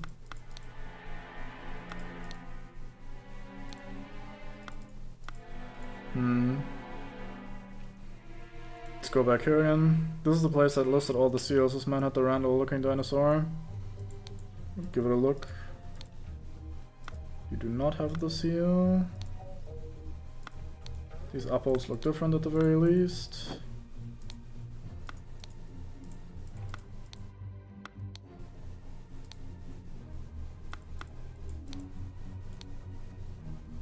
David Goran having gotten done in. Scarecrow, they used to get in there, no seal. Willard got murdered in the end to lose the idol. Oh yeah, right, that's the scene. There's basically a stamp thingy. Someone had a stamp thingy. I distinctly remember seeing like one of those stamp seal type thingies in someone's inventory, and I'm just going through the chapters, quickly trying to find if I can figure out who the fuck had this fucking seal, because it is driving me actually insane. Who did we say this was again? You're David Goran, right? Yeah, you have the tobacco and the everything. Yeah, to David Goran for reliable services from EC.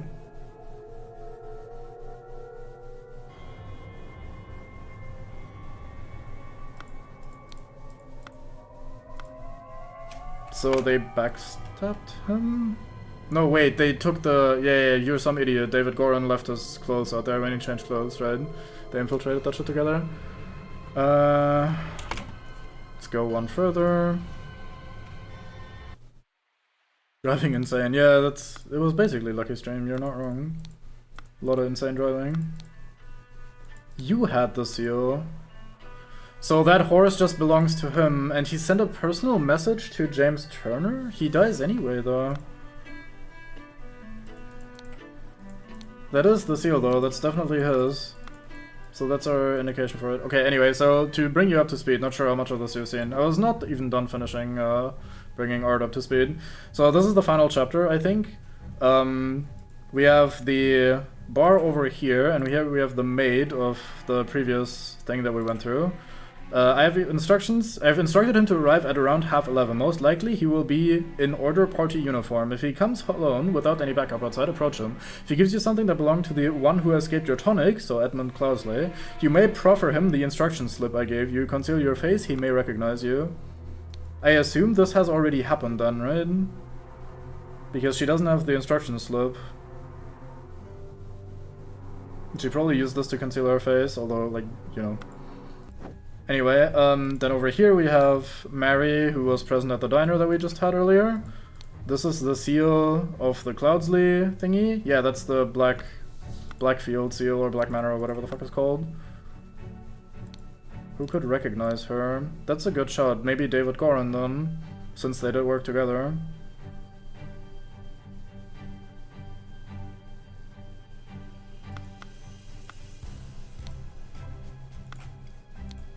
But yeah, this is the horse that we've been working with. We have like the seal here, so this belonged to James Turner. I have some small but pressing business to attend at the property of our late brother Sebastian. Who was Sebastian again? Oh yeah, right, I wanted to check that out anyway. I'll be back at the camp for our 10 o'clock strategy meeting as planned, it says Lazarus. So he gave this to Turner initially, and then left by himself. And this is what happened at the manor. We have a corpse pile here. We have a cannon that was likely previously won in a gambling thing in the bar. Because the boat captain there was missing a cannon that he apparently, according to rumors, had lost during some gambling. Then we have a dead guy over here. Man in a helmet with numerous cuts on his body, not breathing. This likely is James Turner, in my humble opinion. Then over here we have Alistair Koch, who was out to look for Lazarus, together with Alistair, or with Lazarus, no, with James Turner, brain. There you go. So him and James Turner went out to look for Lazarus, and maybe they found the golden idol, and then they were like, oh boy, and started fighting over it, and he won, and he has the thing, but it's broken, like it's all dented up and the gem is missing. Which I still haven't been able to find, to be fair. Meanwhile, in this cabin, or meanwhile, I don't know, the actual timeline is kind of hard to piece together. We have a newly invented transportation device that will definitely not catch on. Then we have someone dead over here, who is using 2 pistols, and has an instruction slip here. You will find me in the place where we 2 first met. There we can talk. I think this is David Goran at this point. Like, I'm pretty confident, and I'm guessing this is Walter Keane. He was in the order, as we can see here. He had the rank of this 2i thingy, which is the green stuff he was wearing in this scene, I think.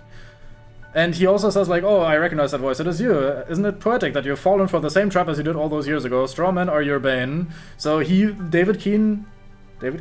Keane, sorry. Walter Keane pulled this prank on David Goran before, where he used a fucking scarecrow to confuse the man and then knock him over the head with a fucking, with a club or something. And now he did the same thing, because inside here, there's a scarecrow.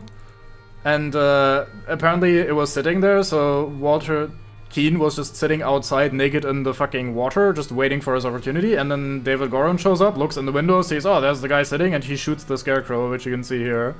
And then he gets shot in the ass. Was there anything else here? Oh yeah, the white pigeon with the response. I admit I may have treated you unjustly after our long cooperation. I will come alone in peace so we can discuss our compensation, your compensation. That is the response from Lazarus.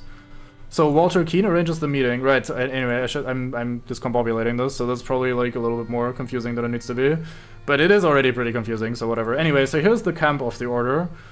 We have this guy who is just like regular management or whatever. I don't know how to best describe it. Yes, Comrade Lazarus has not yet returned yet for several hours. Comrade Alistair and James have gone to find him. If they do not return, we will organize more search parties to find the lost. And then in here is Lazarus' little tent. We know because he has his bust here. We get the names from this little map. And in here we find 2 things. We find this message, which I think is from Walter Keane. You took 32 things from me. I demand you return them. If you refuse, I will make the story of your true origins known to the other party leaders. At 11:30 on May 15, meet me at the place the idol was stolen from our brotherhood. And poor Willard Wright met his death. So at the bar, at the tavern. Come alone and bring proof, something personal of yours, to give to the veiled woman. So the woman, we added the thingy. 32 things to 32 years. Ah, that's very smart. Yeah, that sounds correct. Yes, absolutely. Come alone and bring proof, something personal of yours, to give to the veiled woman. Tie your reply to the pigeon and release it from the cage. It will find me. And we find the pigeon in the fucking cavern. And then here's some notes on the various people, as written by Lazarus Hurst. 32 things, 32 years. So veiled woman is Lucia. Yeah, probably. She's still working... Or I'm assuming she's working for Walter Keane then. And like she did apparently meet what's his face at around 11:30. And she gave him the instruction slip to come to the cabin. And why is David Goran here then? Are you not David? No, maybe you're Lazarus? Maybe you are Lazarus Hurst then. I don't know where David Goran is. But like you said something about fool again for the same trap. Strawmen are your bane. That's not Lazarus.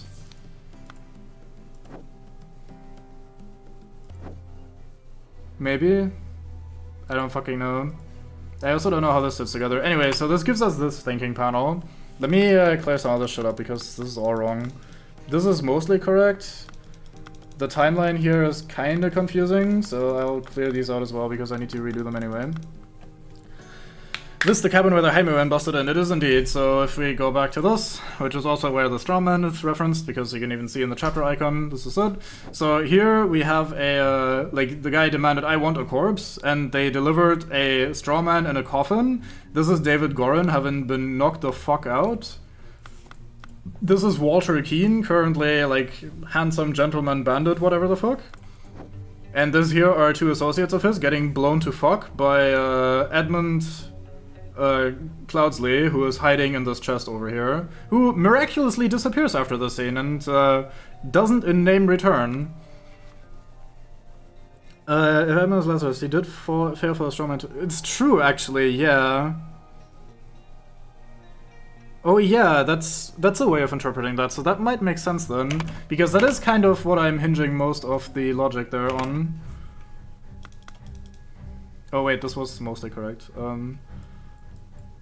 I mean, if this is mostly correct, then this is the second thing that happens. So this must be then Alistair Koch and James Turner, right? And I'm just in the wrong location.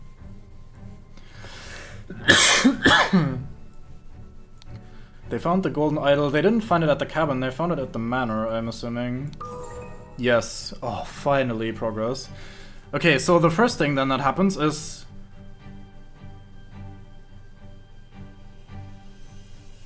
But, like, why?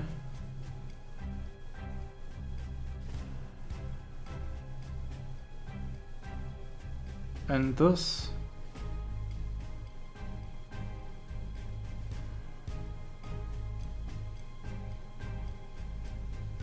What happened with Lazarus Hearst then? Sorry, I'm having a drink.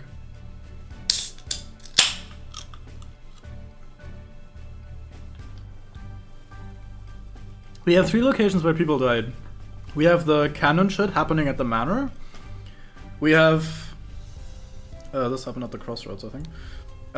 We have these two fighting over the idol, and like that happening at the crossroads. And then in the afternoon, something else happened with someone dying.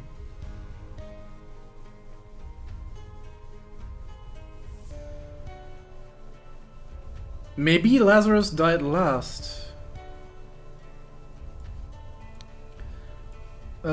No, this goes here, and then Walter Keane shot Lazarus at the cannon. At the cabin. Old man missing 32 years shot him, yeah. But that, no, wait, this can't be it, this must be... Because here's the thing, so this suggests the idol was in the manor, right? Because they found it in the manor, which means first, someone who had the idol died in the manor. Who has the idol? It's Lazarus Hearst, obviously, right? So Lazarus Hearst went to the manor. Where do we have this here? To maybe kill Peter Batley? Because Peter Batley wanted to kidnap the ideal wife, like you said? Have the ideal wife? Yeah, you're right, this is how this fits together. You mentioned this like forever ago, and I just didn't put it together myself. So blackmail or kidnap. Like either we say he wanted to kill Peter Batley because Peter Batley wanted to have the ideal wife, or we say he went here to kill Peter Batley because like Lazarus Hearst wanted to have the ideal wife. Suppose we don't get the verbs pre-filled. I have no idea what process are we supposed to describe. Well, I mean, that's the puzzle, isn't it? Like, if they put the verbs in there and we just need to put the names in there, that's only a tiny part of the puzzle.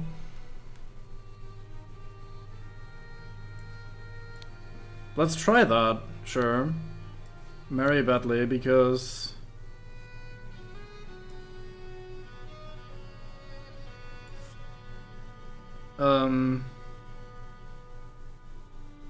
Wait, yeah, actually, let me read this again. Unworthy maid is hiding you. Soon I will free you from his dirty paws and ship him to colonies, while you I will put on a pedestal of sweetest praise and you will become my ideal wife. Lazarus Hearst went to the manor to kidnap Mary Batley? because Lazarus Hearst wanted to have the ideal wife?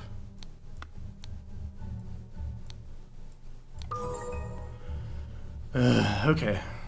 So instead, though, Peter Batley shot the shit out of him with a cannon that he won gambling before. Killed Lazarus Hearst at the manor. And then these two go and look for him. They find the golden idol in the manor. They couldn't identify the dead bodies. On the way back, they start fighting over it. They get killed. And then in the afternoon, and this is the part where David Goran finally shows up, he goes to the cabin, and then we have our fancy scene where Walter Keane finally shoots not Lazarus Hearst, but obviously David Goran. Like, because he got tricked before with the thingy. So it was, in fact, as literal as no, you specifically got fooled by the Scarecrow before. So David Goran went to the cabin to... what is it, also find, maybe? Find Lazarus Hearst? Because Lazarus Hearst had tried to... no, to find Walter Keane? Kill Walter Keane? What do we put in here? His lost years, though. That is completely correct. Yeah, that was a very good shot. Had tried to blackmail Lazarus Hearst. Because Walter Keane had tried to blackmail Lazarus Hearst. To blackmail Lazarus Hearst to get his big ideas. Went into maybe kill Walter Keane? Alright. So we were mostly on the right track. There was just like one or two little bumps along the road and some details we got wrong, and from there it became like confusing. One of the interesting things, I'll say that in a second actually, let me just finish this off. The goal has been fulfilled, no hints access. Before storming the King's Castle with the Order Party, Lazarus Hearst led his men to Sebastian Cloudsley's old manor in order to kidnap his, oh yeah right, that's the Sebastian thing, to kidnap his long-lost love Mary Batley, nee Richards. Is that how you say previously named Richards? Who was hiding there with her husband Peter Batley. Upon entering the manor, Lazarus and his troops were confronted by a drunk Peter and the cannon he had won while gambling. Peter blew up Lazarus, breaking the idol, and then fled the scene with Mary. Thank you for playing.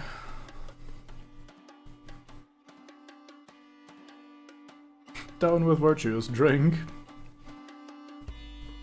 Hey, weren't you with the Order Party?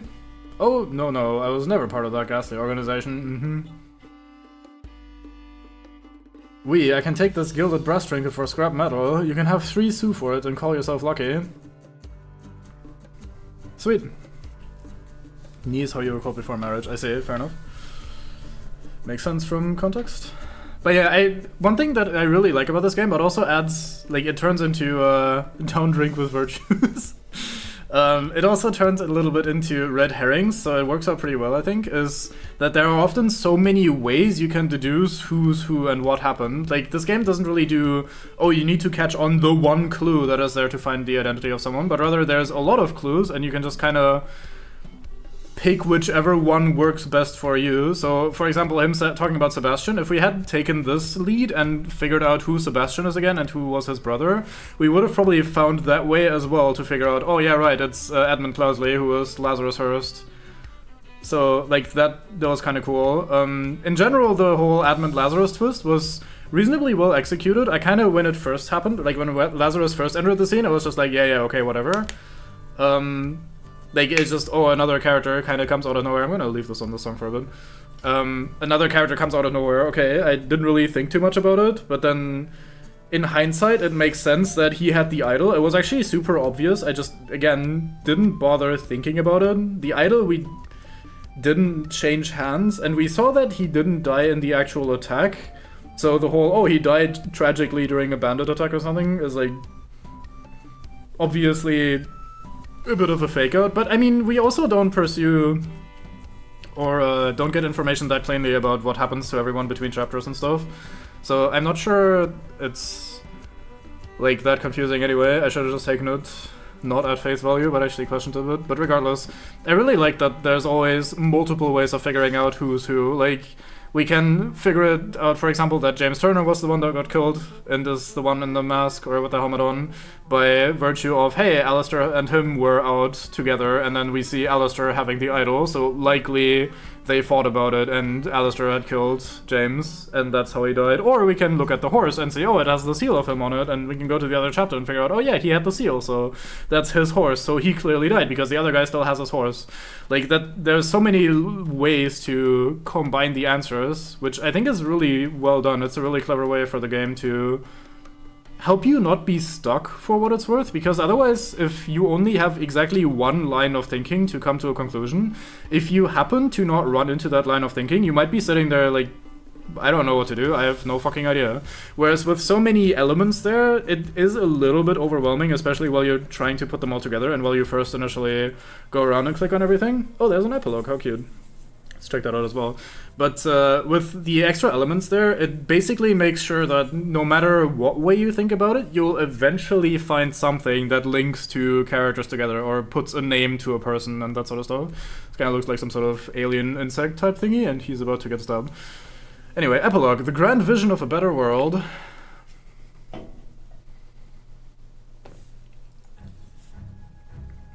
Hello there. Oh, is this how they met?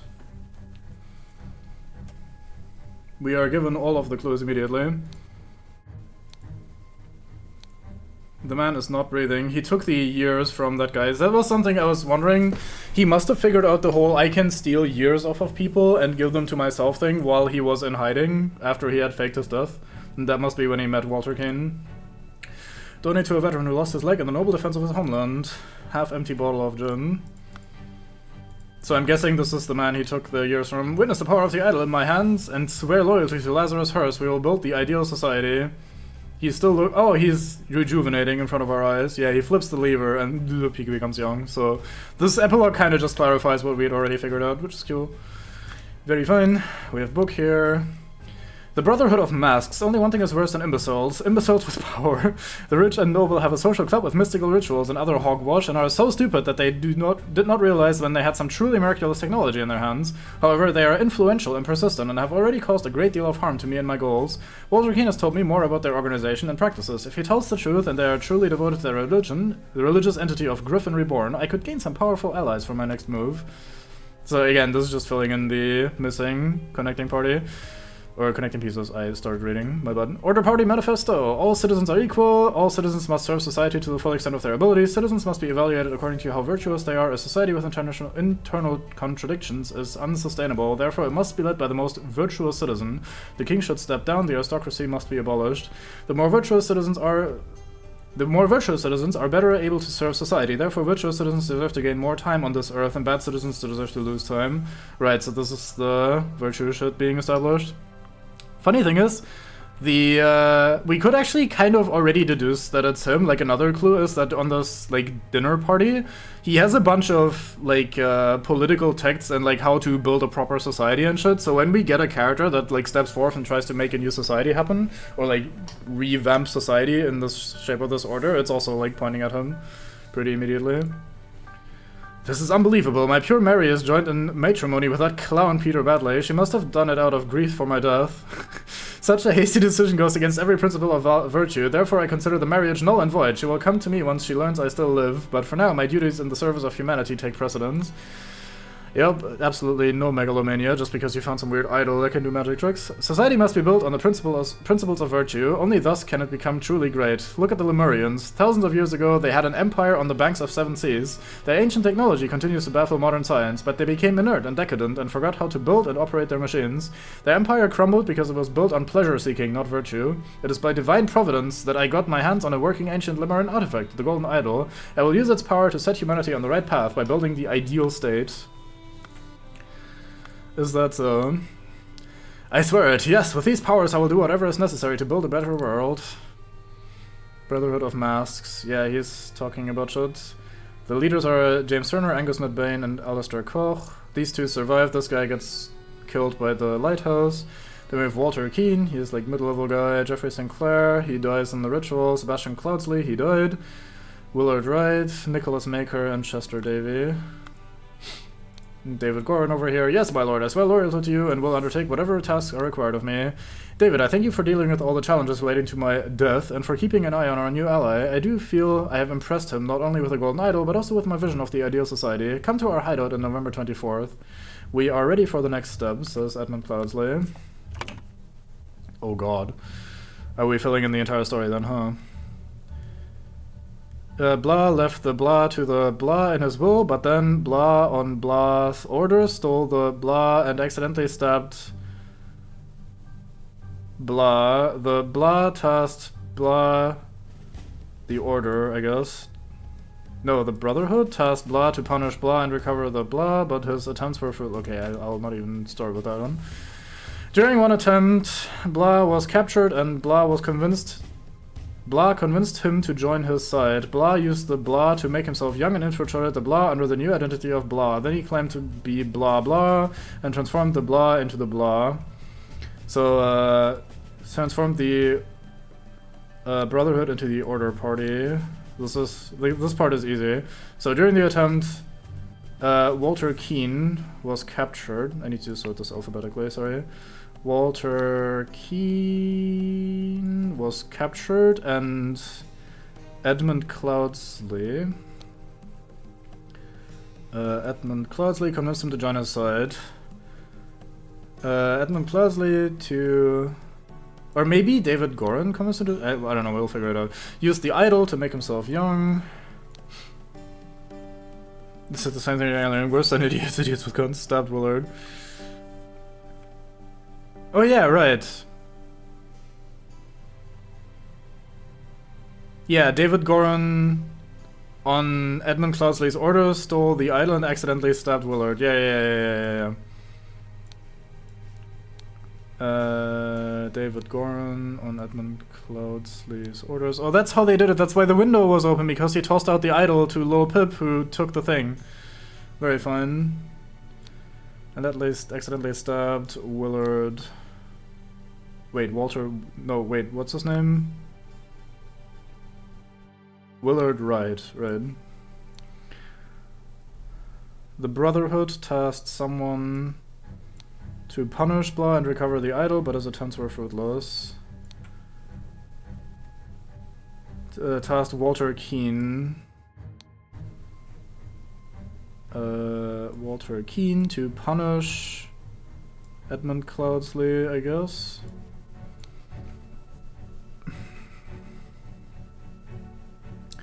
So it is Sebastian Cloudsley who left the idol to the Brotherhood in his will, but then David Goran, on Edmund Cloudsley's order, stole the idol and accidentally stabbed Willard. Right, the Brotherhood tasked Walter Keane to punish Edmund Cloudsley and recover the idol, but his attempts were fruitless. During one attempt, Walter Keane was captured and Edmund Cloudsley convinced him to join his side. Edmund Cloudsley used the idol to make himself young and infiltrated the Brotherhood under the new identity of Lazarus Hearst. It is kind of cool how much you can just play this as, like, each individual chapter, you just puzzle it together, you don't really care about the overarching story. But even if you don't, like, seek it out, you do actually pick up a lot of what these characters are doing and what the story was about. Like, I was not very intentionally trying to, like, piece together a timeline or figure this shit out in very big detail, like in too great of a detail. But even just sort of playing it and like thinking, oh yeah, right, I've seen this before, oh yeah, it's this guy, and so on and so forth, like this already creates enough of a connection to make a whole story out of it. So that's kind of cool. So Brother of Masters, Alistair Koch, and James Turner. And James Turner helped Lazarus Hearst seize power in the country and enforce the rule of virtues by taking youth away from common people and giving it to the Order Party members. Right before the final showdown with the uncooperative king, Lazarus Hearst wanted to kidnap Mary Batley. I wonder if you can mix and match these names here, like if you, instead of Lazarus Hearst, also can put Edmund Cloudsley here. But was shot by Peter Batley, and the idol was broken. Here's idol. Oops. But yeah, also goes to show that after you pick up on the actual story and piece it together, like we did in the last chapter, this like epilogue thingy was super easy because we'd already put all the pieces together, because it's actually a cohesive story that's told pretty well. So it's told very unconventionally, but it works out pretty well. Yeah, the idol in that last scene, I maybe have not shown it, but Alistair Koch had the idol. He was sitting there by his horse, or standing there by his horse with the idol in hand. The idol was like dented and the gem was missing or was broken or something. Yeah, he ruined the big man conspiracy, or like the big man long-term plans of Edmund Cloudsley, nay Lazarus Hearst. But yeah, that was pretty cool. So there's 2 DLCs for this. This is the main story. There's the Spider of Lanka and there's the Lemurian Vampire. As much as I'm tempted to just keep going, I think I might start those next time. I'll probably at most be going for another hour. I already feel my throat kind of not having the greatest of times. I'm not sure if I can tank a lot of reading. I also don't know how long these are. So maybe it's wise to like split this up and do another section tomorrow or something. Are you planning on streaming today, Bango? Because if you're planning on streaming in like, let's say 30 to 45 minutes or something, then I'll just stretch this out a bit and I can raid you and then like I'll do the first chapter or something. But you ass up now. Alright, cool. I'll be raiding you then. That sounds perfect. So yeah, really cool game overall. Definitely pretty unique. I really like the element of you click on things and you're like piecing, or not piecing, but yeah, like you're getting little pieces, you're getting names, you're getting verbs, you're getting objects, and you put all of them into a list down at the bottom, and you can put the list in any order you want, like, and you can move the pieces you can move the pieces around to like create a system that makes sense for you, or can you just have it sorted in alphabetical order or something. That's a really cool way of doing it. I was surprised initially that the individual scenes are just 1 or maybe 2, maybe later 3 or 4, like images. They are not actually moving. You're not actually playing through a story. You're just looking at individual screens and trying to get details from them. That was a bit confusing at first and like surprising, but I got used to it pretty quickly. Most of the time, I think the chapters did a really good job of conveying the narrative even just through the images, and then you're just learning the details. But there was this one chapter with the murder at the... Which manor was it? I don't know. The place that had the tea house and the chess house and so on and so forth, where the where Alistair Koch is there and James Turner is there and everyone.